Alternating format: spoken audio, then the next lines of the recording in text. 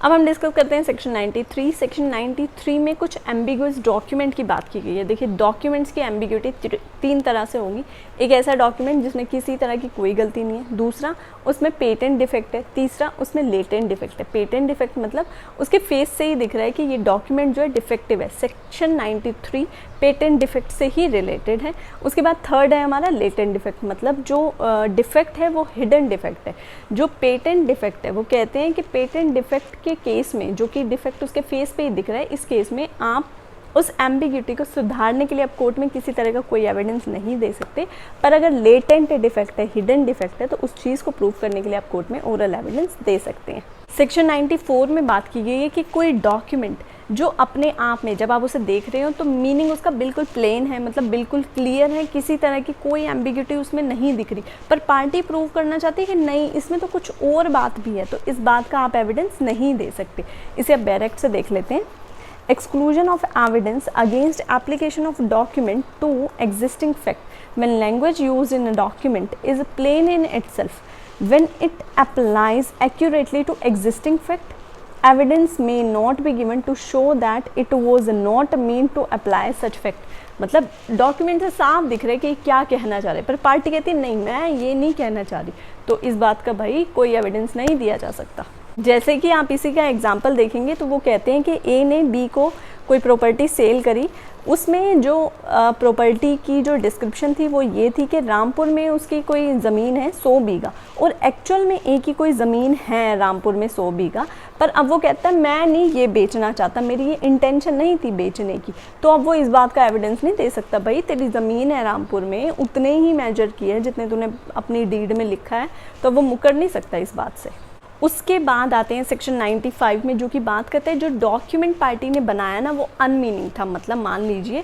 ए ने कोई प्रॉपर्टी बेची बी को, ए जो प्रॉपर्टी बेचना चाह रहा है वो मान लीजिए रामपुर की है, वो कहता है मैं रामपुर की इतने बीघा ज़मीन जो है मैं बी को बेचता हूँ, पर एक्चुअल में ए की कोई भी ज़मीन रामपुर में नहीं है। फिर ए से पूछा जाता, कहता है मैं रामपुर नहीं मैं शामपुर लिखना चाह रहा था, तो इस बात के लिए आप कोर्ट में एविडेंस दे सकते हो। उसके बाद आते हैं सेक्शन 96 पे। सेक्शन 96 मेनली ये बात करता है कि कोई एक प्रॉपर्टी या कोई एक चीज़ जो एक से ज़्यादा जगह पर है, जब उस पर्सन ने कोई डॉक्यूमेंट फॉर्म किया तो वो ये लिखना उस डॉक्यूमेंट में भूल गया कि वो किस जगह की उस चीज़ की बात कर रहा है। मतलब इसकी एक जैसी चीज़ काफ़ी जगहों पर है, तो वो किस पर्टिकुलर चीज़ की बात कर रहा है, तो इस बात के लिए भी वो कोर्ट में एविडेंस दे सकता है। जैसे कि आप इसका एग्जाम्पल देखेंगे तो वो बात करते हैं कि ए ने बी को एग्री हुआ कि वो उसका घोड़ा बेचेगा, वाइट हॉर्स बेचेगा वो उसको अपना 1000 रुपये में, पर ए के पास 2 वाइट घोड़े हैं, अब उनमें से वो किसकी बात कर रहा था, तो इस बात के लिए वो कोर्ट में ओरल एविडेंस दे सकता है। सेक्शन 97 को आगे समझने से पहले इसे एक बार डायरेक्ट से देख लेते हैं। When the language used applies partly to one set existing fact और partly to another set of existing fact, but the whole of it does not apply correctly to either, evidence may be given to show that which of the two it was meant to apply। मतलब ये कहना चाह रहे हैं कि कोई existing fact के लिए कोई डॉक्यूमेंट बनाया, पर वो एग्जिस्टिंग फैक्ट के लिए आधा तो वो दूसरे फैक्ट को सपोर्ट कर रहा है, आधा वो दूसरे फैक्ट को सपोर्ट कर रहा है, और अपने आप में वो किसी को सपोर्ट नहीं कर रहा। अगर इस तरह का कोई केस बना है तो आप क्लियर करने के लिए कि आप किस फैक्ट की बात करना चाह रहे हो ओरल एविडेंस कोर्ट में दे सकते हो। यहाँ section 29 of Indian contract act जो कि अनसर्टेनिटी ऑफ फैक्ट से रिलेटेड है,